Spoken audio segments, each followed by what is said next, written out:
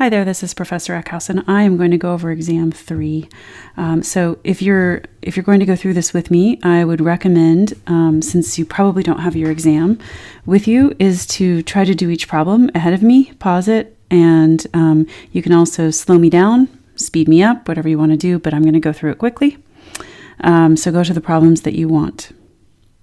All right, so whole numbers are 0, 1, 2, 3, and so on. Integers are those numbers plus the negatives and the negatives. So they're those and the negatives. Rational numbers are usually a fraction. So some number, it's an integer over another integer, right? And if it is a number that goes on forever without repeating, it is irrational. That's pi. So pi is irrational. Everything we do in this class is real. Every single thing. So when you see something like this, just check all real. Everything is real. All right, it's irrational if it goes on forever. Any square root of something that's not a perfect square. So square root of 3, square root of 5, square root of 6, square root of 7, square root of 8, square root of 10, not 9 because square root of 9 is 3, and so on. Those are generally all irrational numbers. So irrational. So if you can't put it as an integer over an integer, it is not rational. All right, so negative 3 is an integer. It's not whole because it's negative, and it is rational. This is not an integer. I was surprised at how many people put that was an integer. It's a fraction of integers. So it is rational. That's the definition of rational. And this is definitely not a whole number or an integer because it's got a decimal in it. So that is rational. All right, so divide 0 by 2. If in doubt, put it in your calculator and see what happens, and you get 0. But you should know these by now, please. Have these memorized. That one does not exist. You can't divide by 0, but 0 divided by anything is just 0. So again, you can't divide by 0, so anything divided by 0 is undefined, right? So that's the explanation. Anything divided by 0 is undefined. All right, so this next one, we are going to combine like terms on each side. So negative 7 plus 31 is the same thing as 31 minus 7, which is 24. And 4 plus 5 minus 3, they're all x's. They're all like terms, right? So you can combine them. So we can put 4 plus 5 is 9, minus 3 is 6. So we get 6x. Now we need to divide both sides by 6, and we get that x equals 4. So x equals 4. All right, the next one you want to distribute first. So we're going to get negative 4x minus 4 times 2 is 8. So we take the negative 4 times the x, negative 4 times 2. And then don't forget the plus 20 equals negative 12. Now I would combine like terms next. Negative 8 plus 20 is 12 equals negative 12. People really had a hard time at this point. So subtract 12 from both sides. Negative 12 minus 12. A lot of people put 0. It is not 0. It is negative 24. Negative 4x, divide both sides by negative 4, and you get that x equals 6. Now, what could you do to check and see if you're right? This is a test. You should probably check your work. So take 6. Take 6 and plug the 6 in for this right here. And you're going to get that this is 6. So 6 plus 2 is 8. Negative 4 times 8 plus 20 equals negative 12. Negative 32 plus 20 equals negative 12, and that is true. It does. So x is 6. All right. So this one, if you don't know this yet, you need to know it before the next test. Negative x equals 8. If negative x equals 8, then x equals negative 8. Another way to think of it is if the opposite of x equals 8, then x equals the opposite of 8. All right, so solving for y. This problem gave people a lot of problems. So the first thing you want to do is isolate the 3y. Okay, so the first thing you do when you're isolating something is you work your way in from the outside. So this is farther away, right? So you start with the addition and subtract it away. So let's rewrite this. I've got 2x plus 3y equals 9. So I want to subtract the 2x from both sides. And I get 3y equals 9 minus 2x. Now I'm going to divide both sides by 3, the whole side by 3. And we get that y equals 9 minus 2x over 3.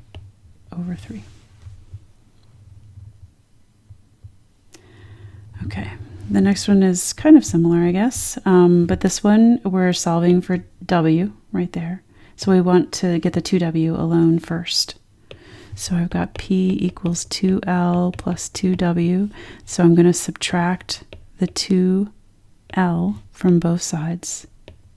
Okay, so remember, there's our line right there.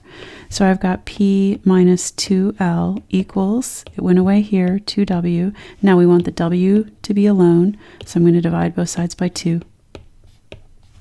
And we just get that w equals p minus 2l over 2. It's just a two-step problem. Subtract and then divide.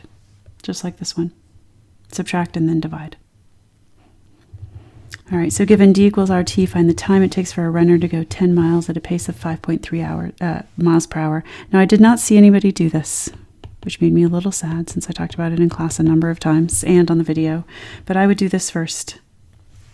You've got d, r, and t. So decide what each thing is. So 10 miles is going to be distance, 10 miles. 5.3 miles per hour, that's rate, 5.3 miles per hour, like that. And so that means we want to find time. So if we have d equals rt and we want time, then we're going to divide both sides by r. And we get t equals, that's our question mark, so we want to solve for it, d over r. And d is 10, r is 5.3. And when you do that, you will get 1.89. And what if this is in miles and this is in miles per hour? What do you think the time is in? So it is in hours. So 1.89 hours. All right, next one. This is a proportion problem. So the x is to 8.5 as 5.6 is to 4, or as 14 is to 10. So you just have to do it in the same order. So I'm going to use, I don't know, I guess the 14 and the 10 because they're not decimals. X over 8.5 equals, do them in the same order. If this is the one we put on top and this is the one we put on the bottom, then do the same thing with the green. So you're going to get 14 over 10. All right, now how do we solve for this? We're going to multiply both sides by 8.5 over 1, 8.5 over 1. Okay, so the 8.5s cancel, and we get the answer is 11.9. And what is the unit on that? We'll look at the units. It should be meters.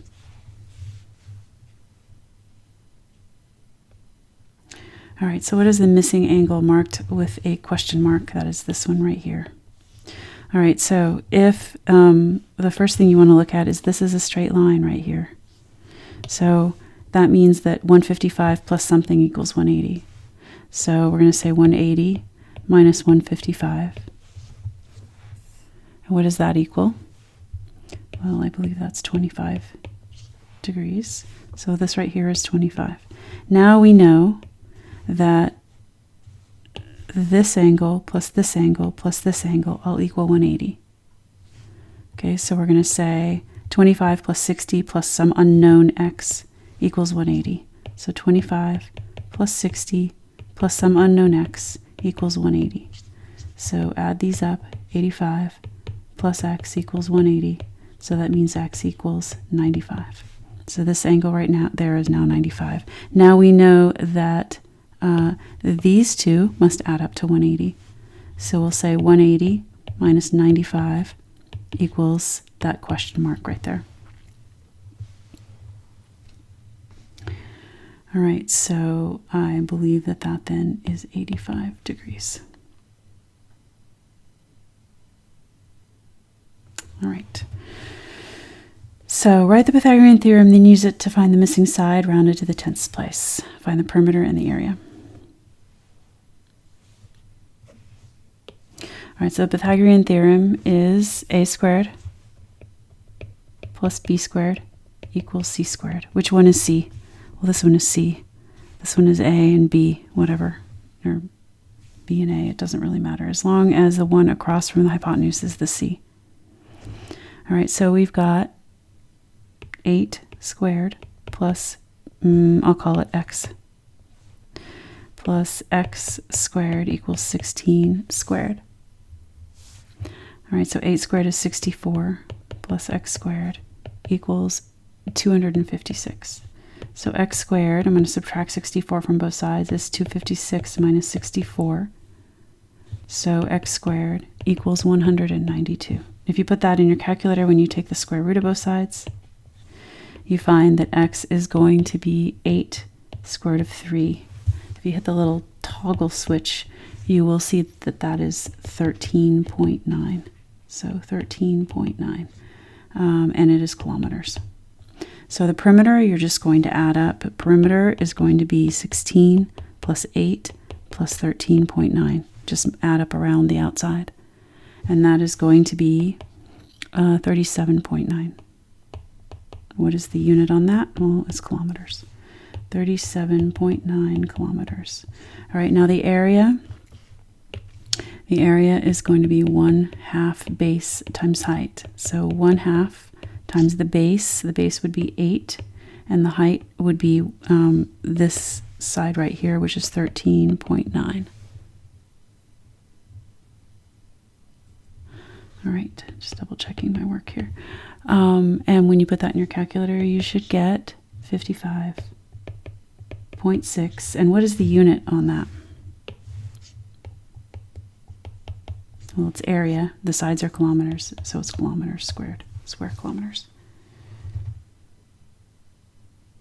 All right, number 13, find the base of a triangle with a height 6 and area 150. So the formula, I was really surprised at how many people did not get this right. It's just the area of a triangle. Its area equals 1/2 base times height.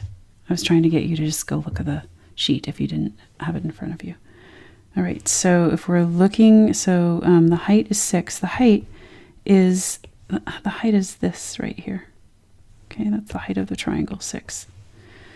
The area is 150, so that's that. Area, 150. So what were we trying to find? Well, we're trying to find the base. Find the base. So the base is down here, and that is the unknown, question mark. Right, so we're trying to find this one right here. Oh, sorry. We're trying to find this right here. So why don't we go ahead and solve for it? So I've got area equals 1/2 times base times height. So if I multiply everything times 2 over 1, right, then the 1/2 goes away. And then I want to divide everything by the h. So the h goes away. Now the b is by itself. All right, so b equals 2a over h. All right, so that means the area is 150. Sorry, I'll do it in the same order. In fact, I'm just going to try to get my mouse to work and scoot this over so I have a little, nope, it's not going to work. All right, so just erase and scoot over here. All right, so we've got area, base equals 2a over h. So I've got 2 times 150 over the height, which was 6. So it's basically 150 divided by 3 in general. So you're going to get 50. And what is the unit on the base? It's the length of the base of the triangle. So that's going to be meters. So 50 meters. All right.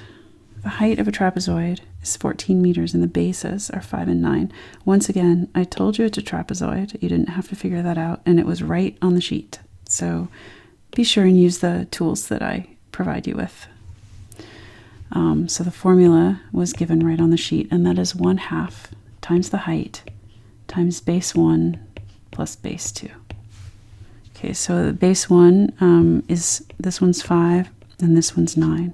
So we'll call base 1 5 and base 2, wow, I'm having a hard time writing right now. Base 2 is 9. And the height is 14. That's this right here, the height. All right, so area equals 1/2 times 14. That's the height. Times 5 plus 9. So 5 plus 9 just needs to get added together. So we get 1/2 of 14 multiplied by another 14. So that's going to be 98. So the area is 98 what? Well, go up and look. Meters is the unit, and since it's area, it's squared. So meters squared. All right, a circle has a radius of 5.2 inches. If you don't know the formula, again, it was on the sheet.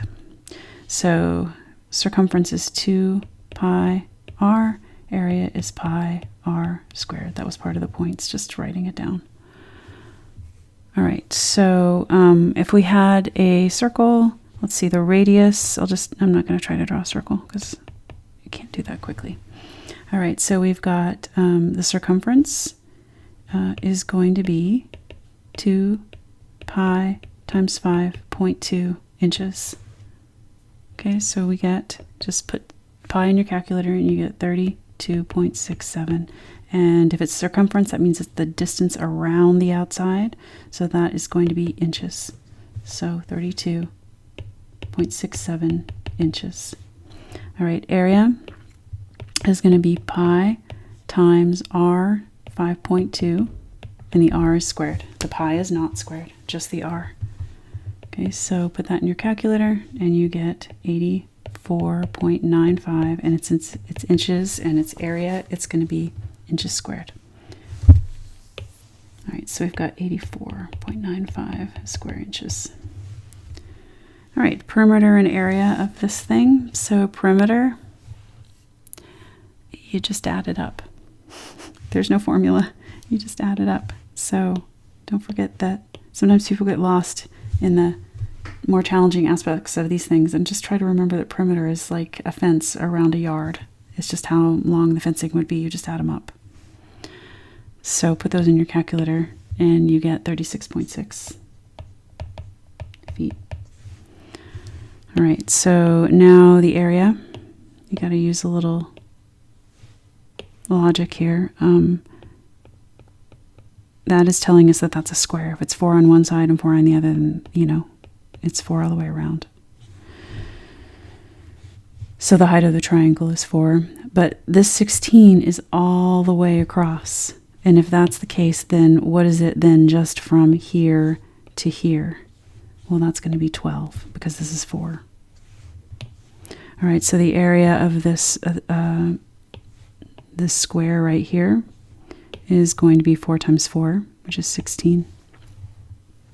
The area of this triangle right here is 1/2 base times height. 1/2 the base is 12, and the height is 4. So that is going to be 24. All right, so we're going to take the area of the whole thing then is going to be the 16 plus the 24, which is 40. So 40 square feet. All right, convert each of these measurements and show all of your work. All right, if you didn't have these exact, I wasn't too picky as if you showed me your work, which a lot of people didn't, but so if you did, nice job. If you didn't, try to remember to do it next time. All right, so first what we're going to do is, remember, you always write down your given 7.2 cups times your conversion to get to fluid ounces. There are 8 fluid ounces in 1 cup, which again was right on the sheet. So you would take 7.2 times 8, and you're going to get 57.6 fluid ounces. All right, now we're going to say 257 hours. 257 hours times 1 day is 24 hours. That means you're going to divide because it's on the bottom. You get 10.71 days. So 10.7 days. All right, next one. We've got 36.4 liters, and we want that to go to gallons. So how many gallons is in a liter? 1 gallon, it said right on the sheet, is 3.79 liters. So you're going to divide, and when you divide, you should get 9.6. All right, next one, 75 kilograms times how many pounds in a kilogram? 2.2 pounds in 1 kilogram. Kilograms cancels, and you're going to multiply because it's on top, and you get 165 pounds. All right, so metrics is something that if you have a table right in front of you, you need to be able to learn how to do it. So if you did not understand this, please take the time, come to help hours on Tuesday, whatever you need to do. So remember that the basis, and this was on the sheet, is meters, liters, and grams. So it could be decameter, it could be hectoliter, it can be centigram, so that's how you read it. All right, so this one we're going from millimeters to kilometers or kilometers. So we're going from milli to kilo. We're going to go 1, 2, 3, 4, 5, 6 to the left. So go to the side and write down 1, 3, 5, 5. And then go, what did I say, 6? 1, 2, 3, 4, 5, 6. Put a decimal place, fill those in with zeros, and we get 0 point, just to make it clear, 0.01355. All right, the next one, we're going to go from liters to milliliters. Some liters as a base, so that's here. That's here. And we're going to go, that's a liter, and we're going to go to milliliter. So 1, 2, 3 to the right. So we've got 12.5, and we're going to take that 1, 2, 3 to the right. Put zeros in there, and I get 1, 2, 5, 0, 0. Put your comma in to make it clear. I want 12,500 milliliters. All right, the next one. I would try these. If you are not trying them, I would give them a try. 0.0356 kilograms, so kilos over here, and we're going to centa. 1, 2, 3, 4, 5 to the right. So we're going to go 1, 2, 3, 4, 5. Need to put a 0 in. We do not need these zeros at the beginning once we change it over to that. So we get 3, 5, 6, 0 centigrams. All right, last one, 25 to meters. Kilometers to meters, sorry. Kilometers to meters. So we're going to go kilo, 1, 2, 3 meters as a base. So it was here, and we're going to go 1, 2, 3. 25,000.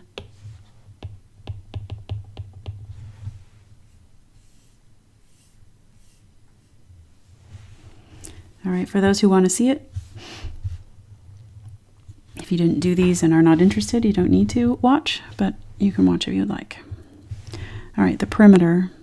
So first I'm going to start with this outer one right here, and then I'm going to walk. Imagine I'm just an ant walking along this. I need to add all those up. Okay, so I'm going to do, get rid of all that. I'm going to do this one right here first. So that has a radius of, think about what the radius is. So 32 plus 8 is 40. So the radius is 20. All right, the radius of this one is 4. And the radius of that one is 16. Oops, probably should write what it is. R equals 16. All right. All right, so all of those are going to be divided in half because it's not a whole circle. So when we go to find the perimeter, it is 2 pi r, right? But they're going to be divided in half because it's half of a circle. Oh, and look at that, those cancel. So when I'm trying to find the perimeter of each of these, I can just go ahead and use a formula, cancel, and then I've got a lot less work to do. So the perimeter of each of those half circles is pi r. All right, so I'm going to have the perimeter is going to then be pi times 16, or let's write this. Let's write it as 16 pi. I just like that better. So we'll say 16 pi plus 20 pi plus 4 pi, and that is 40 pi. All right, similar thing with the area. So the area is going to be pi r squared, but since it is half of a circle, we're going to divide by 2. All right, so now I want you to think about, you're going to have to really think about this. Imagine this is half of a circle, like that. But then we take 2 bites out of it. So we're going to subtract them. Okay, so we're going to take the big circle, and we're going to say the area of the big circle is pi times 20 squared, but it's half of it, so over 2.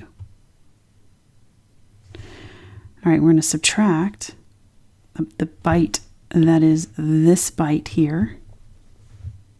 So we're going to subtract that away. So we're going to say pi times 16 squared over 2, because it's half of a circle. All right, and now we're going to take a bite out of that one right there. So that's going to get taken away. All right, so we're going to subtract pi times the area. The radius is 4 squared over 2. All right, so if we work this out, we get that this is going to be 400 pi over 2, so that's 200 pi. The next one is going to be 256 pi over 2, which is 128 pi. And the last one is 16 pi over 2, so 16 over 2 is 8. So, nope, I forgot to use my colors, 8 pi.